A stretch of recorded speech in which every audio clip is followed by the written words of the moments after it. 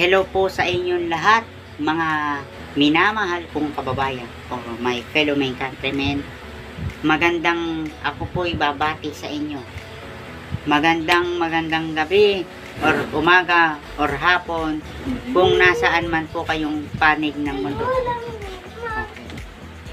Ang akin kung kayo po ay bago pa lamang po sa aking YouTube channel, huwag pong kalimutan na mag-like and subscribe para palagi po kayong updated sa aking pong mga videos na i-upload.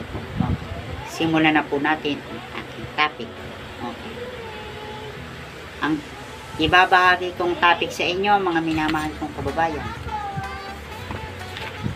ang ibig sabihin ng federalismo o federalize. Okay. Yang katanungan ninyo ay super talagang napakahalaga at napaka-importante sa ating gobyerno. Ang ibig sabihin ng federalize o federalismo, ipapaliwanag ko sa inyo. Ang federalize, ang sistema ng isang gobyerno ay dapat federalize.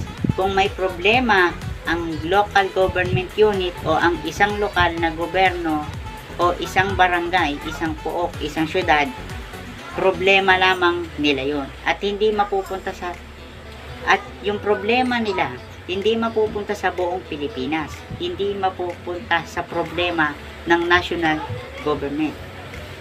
Yon ang tinatawag na federalize.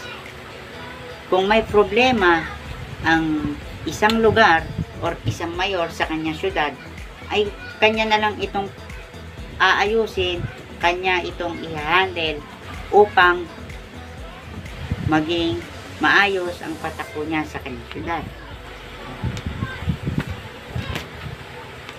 Ang tatapi ko sa inyo ang inyong katanungan. Ang ibig sabihin ng federalize o federalismo. Ang federalismo ay ang pinaghalo o pinagtambal na pamaraan ng pamahalaan na pinagsasama ang pangkalahatang pamahalaan, ang central o federal ng pamahalaan, sa mga panrehiyon na pamahalaan, panlalawigan,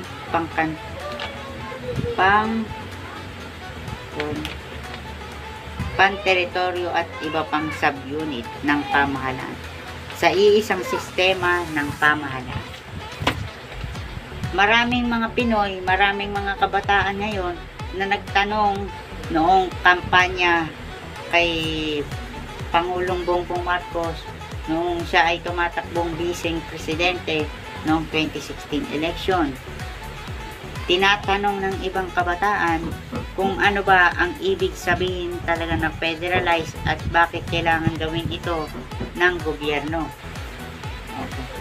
Yun naman ay sinagot ng ating kasalukuyang Pangulo. Matagal niya nang sinagot at balak niyang gawin ito. Ito ang kanyang kahuli-hulihang big plan para sa local government unit at sa national government. Maganda kasi sa isang bansa na ito ay federalize para hindi tayo nagkakaroon ng problema. Like sa kabilang syudad, like dito, like etc. etc. Mahirap kasi pag hindi federalize ang isang pamahalaan. Katulad sa United States of America o sa Estados Unidos, federalize ang kanilang gobyerno. Kaya wala kang nababalitaang kahit anong problema. Dahil nga federalize ang kanilang bansa.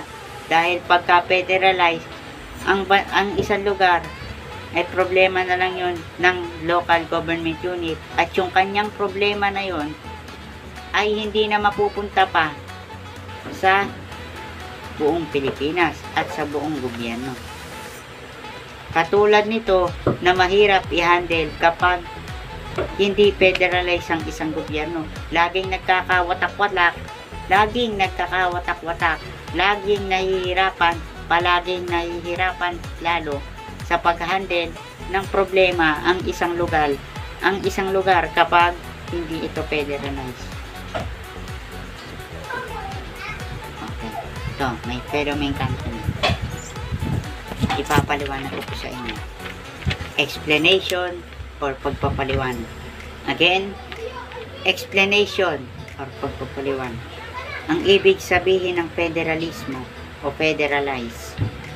Ang federalismo ay ang pinaghalo or pinagtampal na pamaraan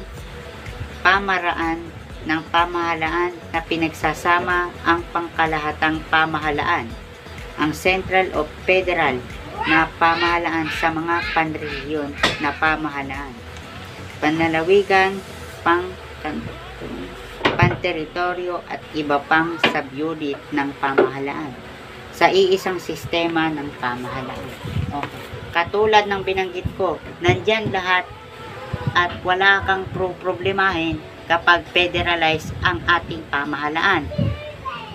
Sapagkat kaya mong i-handle ang problema mo at hindi na mamumblema ang national government. Dahil marami ngayon sa Pilipinas ang mahihirap na lugar at probinsya. Unang-una ng mahirap ang Maguindanao. At sumunod, basta sa parting Mindanao ay may maraming mahihirap na lugar doon. Kaya't hindi ma-handle ng national government kung paano nila ito ma-handle. Kagaya nga ng aking sinasabi kanina, mas maganda pa rin kapag federalize o federalismo ang ating pamahalaan. Dahil hindi nga nagkakaroon ng problema at hindi nagsasama-sama, hindi nagmi-mix ang problema ng isang lugar, hindi napupunta yung problema niya sa buong pamahalaan. Iba na kasi ang generation, iba na rin ang ating.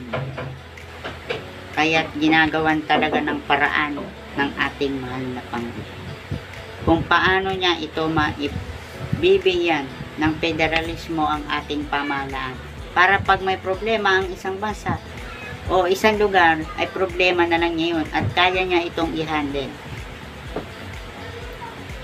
Okay, mga minamahal kong kababayan, bago ko i-retain at idire-diretso itong topic na ito, kung kayo po ay bago pa lamang po sa aking YouTube channel, ako po ay taos-pusong kumakatok sa inyong mga puso na paki-like and subscribe na po ang aking mga video para palagi po kayong updated sa akin pong mga videos na i-upload. Okay, ipagpatuloy na natin mga minamahal. Okay. Explanation or pagpapaliwanag. Again, explanation or pagpapaliwanag. Ang ibig sabihin ng federalismo o federalize.